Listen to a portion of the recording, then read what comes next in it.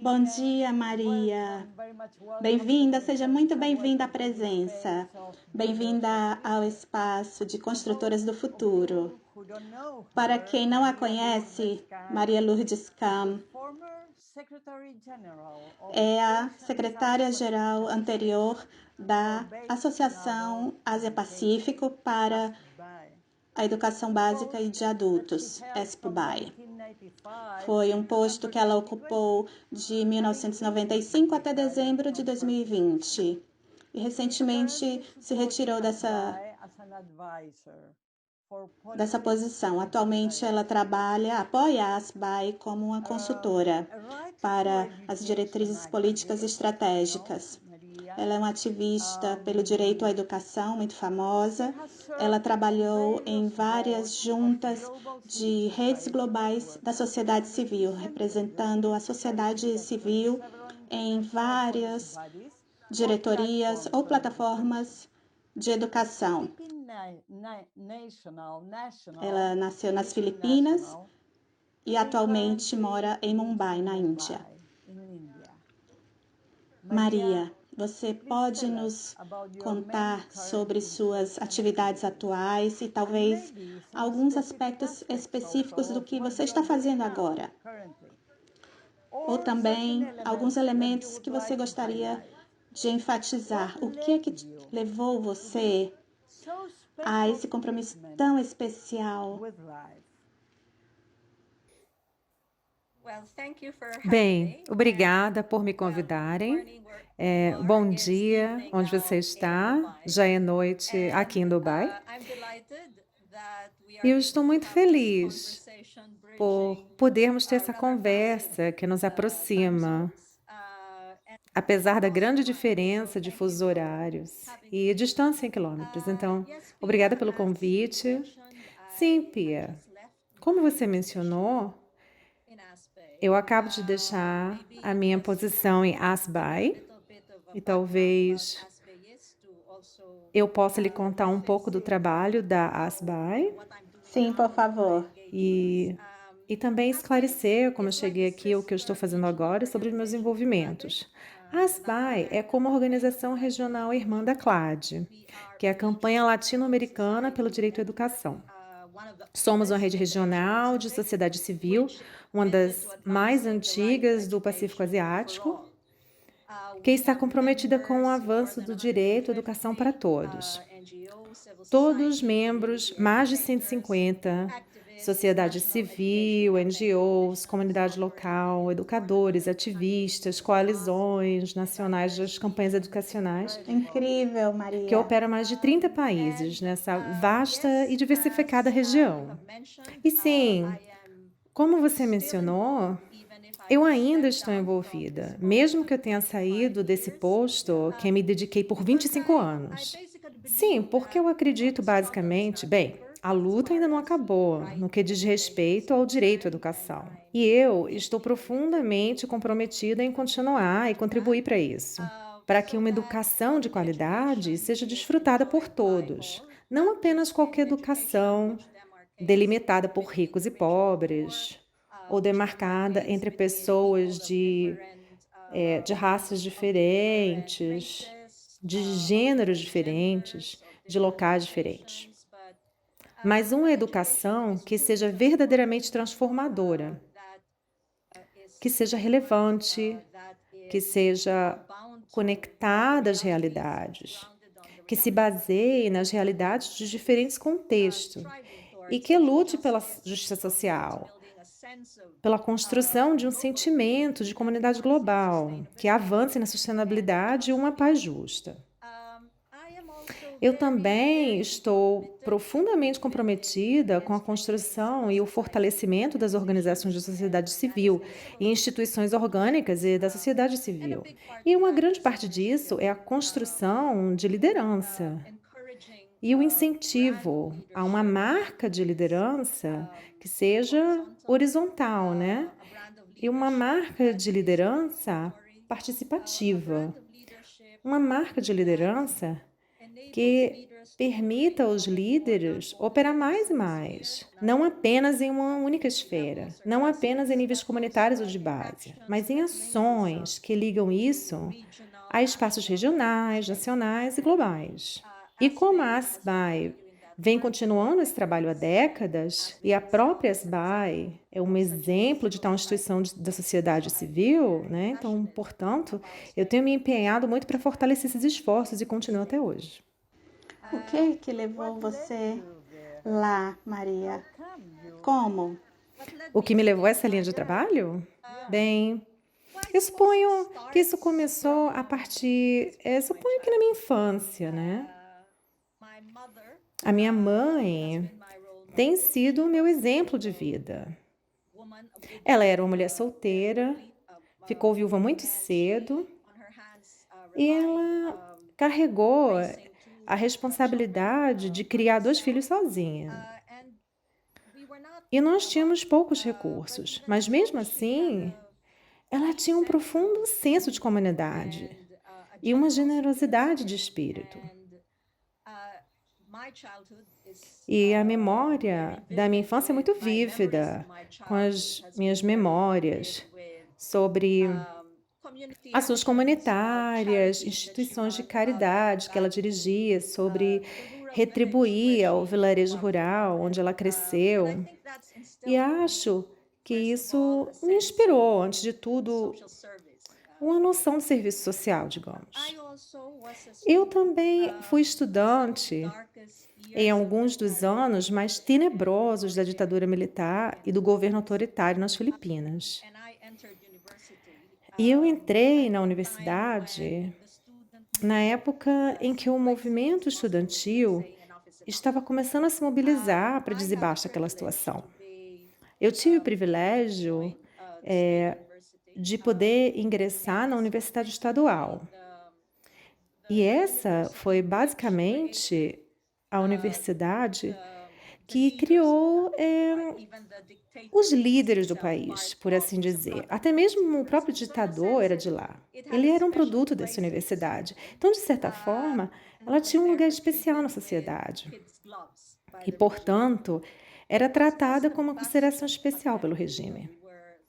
Era, assim, o pilar da liberdade acadêmica. Nós éramos... a sociedade era capaz de proporcionar um espaço seguro para protestos e para a luta contra a ditadura tailandesa. E eu entrei com tudo nisso, né? Eu me tornei parte da política do movimento estudantil, que era um dos mais proeminentes críticos de vocais do regime. Isso foi no final dos anos 70. E em meados dos anos 80, esse movimento de protestos se ampliou ainda mais. E acho que você é familiarizada com o poder popular nas Filipinas, a ditadura, né? A ditadura do poder político. E nos encontramos, aqueles de nós que foram ativos, né, no movimento estudantil, em uma nova situação, onde toda a nossa vida estudantil, nosso senso de movimento, nosso senso de mudança foi de resistência, né? Foi um teste. Agora, havia se transformado em uma situação onde havia uma oportunidade de reconstrução. Havia uma oportunidade de realmente remodelar a sociedade, com ideias que antes eram apenas sonhos. Muitos de nós nos envolvemos. Minha geração era ativa na luta contra a ditadura. E isso virou o núcleo do que se tornou a comunidade das ONGs nas Filipinas. E foi isso que levou o meu engajamento e a minha paixão de toda uma vida, né? A construção, o fortalecimento e fomento de ONGs e da sociedade civil, primeiro no meu país e depois no Pacífico Asiático. Extraordinário, realmente um processo maravilhoso, que foi gerado pelas oportunidades que a educação deu, exatamente o que você está fazendo agora e lutando para que o resto do mundo tenha também. Então, a parte da educação em si, ou através da educação, eu não sei nem como dizer isso, mas qual seriam os elementos intangíveis ou concretos que você considera que são necessários para continuar esse trabalho de um mundo não violento, para gerar um mundo ao qual nós aspiramos. Bem, uma das grandes lições que eu aprendi em meus muitos anos no movimento estudantil e nesse trabalho, sim, na sociedade civil e nas ONGs, ONGs, penso eu, é o valor de promover a inclusão, certamente através da educação e certamente em nossas próprias formas de trabalho, não? E parte da inclusão é basicamente valorizar a diversidade, celebrar a diversidade e ser capaz de construir processos e uma cultura que celebra as diferenças e que valorize e respeite a diferença. Eu acho que a inclusão foi um grande aprendizado para nós, da minha geração, porque o período de ditadura foi, na verdade, uma escolha muito simples e foi talvez o que se fazia naquela época, ver o mundo em preto e branco. Era uma situação polarizada em qualquer lugar ali. De qualquer forma, lá estava o ditador e lá estava o resto de nós. Assim, ver o mundo em preto e branco era talvez o que a luta era naquela época. Mas como estávamos nos remodelando, como estávamos reconstruindo, ficou muito claro que, bem, a mudança veio em cores muito mais diferentes do que o preto e branco. E eu acho que estávamos começando a nos libertar dessa mentalidade anterior, que foi o que nos trouxe à frente, o que nos tornou mais eficazes, né, para realmente concretizar a mudança. Então, eu diria que a inclusão e a luta pela inclusão é muito importante para construir um mundo mais justo e mais pacífico. Porque também eu penso, de onde eu venho, meus compromissos têm sido em diferentes níveis. Eu tenho visto o poder de trabalhar isso basicamente através de culturas, continentes, países, e onde no início eu penso novamente, né, por causa do contexto de protestos do qual eu fiz parte, a narrativa é realmente mais sobre ser um nacionalista e ser anti-imperialista, entende? Então, essa foi uma luta para fazer avançar os interesses do seu Estado-nação. E isso mudou drasticamente para mim. Como eu acho que amadurecemos durante o movimento e em nossa, né, compreensão do mundo, porque há muito que nos une como uma comunidade global. Muito se ganha com a solidariedade, mesmo em termos de ganhos em nossos próprios países, digamos. E cada vez mais nos damos conta de que as decisões são tomadas fora das nossas nações e dos nossos países.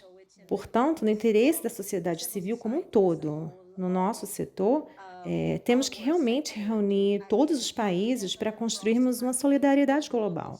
E isso vai muito longe, penso eu, na obtenção da paz justa que desejamos.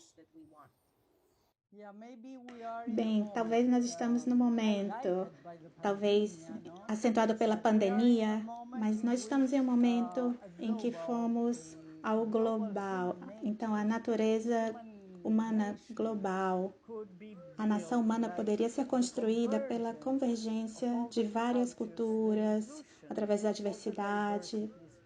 Isso poderia originar um novo tipo de mundo que seja universal e não mais nacional, mas que ao mesmo tempo seja também bastante local, bastante conectado entre as pessoas. Exatamente. Exatamente. Nesse sentido, eu realmente aprecio muito a sua contribuição, Maria, porque estamos nessa série de entrevistas, é um ciclo que vamos ter durante o mês de março, que começamos o dia 8 de março. Então, nessa série de entrevistas a mulheres de todo o mundo, tão diferentes entre elas, mas ao mesmo tempo nós estamos construindo um novo tipo de sociedade, que é global e local. mas que é pacífica e que permite a inclusão de todos, que está aberta a um mundo não violento. Então, eu queria saber se você gostaria de acrescentar algo mais nesse sentido, as suas últimas palavras para essa entrevista. Bem, basicamente, suponho. Não vou adicionar muito, exceto desejar a todos vocês um feliz Dia Internacional da Mulher. Acho que é hora de estarmos tendo essa conversa enquanto o mundo celebra o poder das mulheres e o poder de lutar contra a discriminação em todas as suas formas. Portanto, mais poder para vocês. Bem, nós, como presença, agradecemos bastante esse momento. E também nos colocamos à disposição para o que você precise da gente, algum tipo de difusão que possamos fazer do seu trabalho. Esse trabalho com distintas organizações e organizações populares. Muito obrigada, Oh, muito Maria. obrigada. O prazer é meu.